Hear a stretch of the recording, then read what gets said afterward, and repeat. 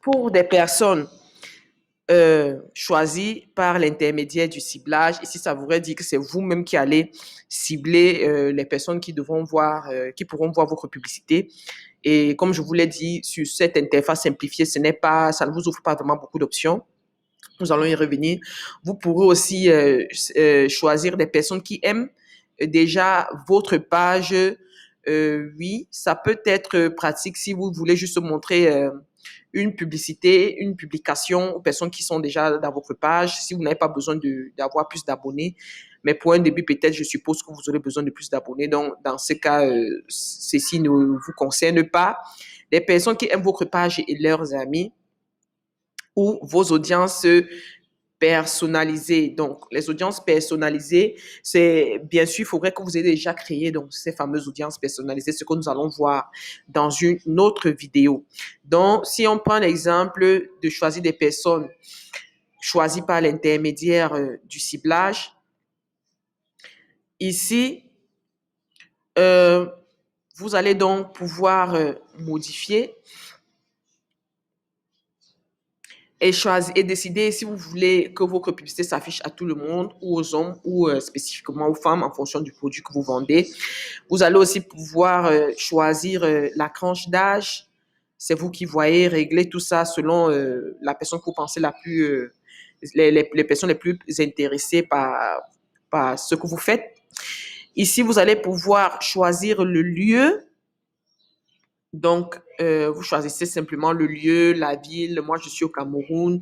Je peux décider, par exemple, de montrer mes publicités aux personnes qui sont à Douala. Donc, j'affiche Douala. Je supprime, par exemple, Yaoundé. Je sais pas, c'est juste pour le coup de l'exemple. Ici, vous pouvez déterminer, parce que Facebook va montrer, si vous avez choisi Douala, va montrer aux personnes qui vivent à Douala et qui vivent aussi à 40 km aux environs. Vous pouvez décider de réduire pour que, voilà, ce soit le plus précis possible. C'est surtout pratique si vous avez un commerce physique, si vous avez peut-être un restaurant ou bien voilà quoi. Ça ne sert à rien que vous ayez un restaurant et que vous diffusez votre publicité peut-être aux personnes qui sont à Yaoundé, Bafoussam, je ne sais pas moi. Donc, idéalement, vous allez choisir des personnes qui sont dans la même ville que vous et pas loin de vous. Vous pouvez choisir les personnes qui sont dans la même ville. Vous pouvez même choisir, aller plus loin et choisir les personnes qui sont dans le même quartier que vous.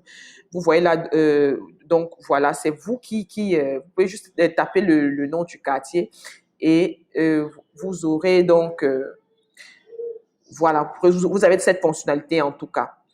Ici, vous voyez déjà les options de ciblage avancées. En fait, ça, ce sont des intérêts que moi, j'ai déjà eu à créer. Mais si vous lancez cette interface pour la première fois, vous n'aurez pas forcément ces intérêts si vous n'aurez rien.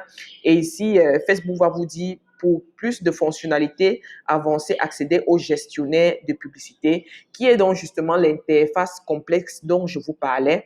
Ce qui veut dire simplement que en restant sur cette interface, l'interface simplifiée, vous n'avez pas beaucoup d'options de ciblage comme vous avez pu le faire, comme vous avez pu le remarquer autant pour moi.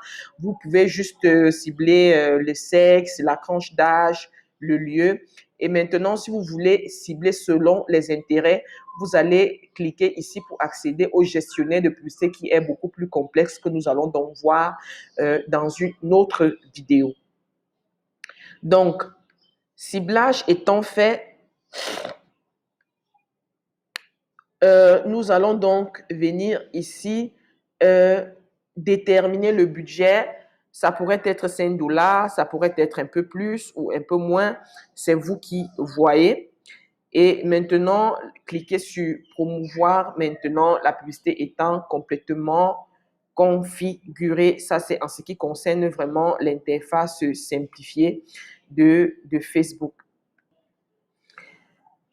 Et comme je vous l'ai dit, vous pouvez aussi tout simplement booster une publication ou pour booster la publication, vous pourrez tout simplement cliquer ici pour booster donc une publication contenu existant ou simplement cliquer sur le bouton Boost juste en dessous de la dite publication.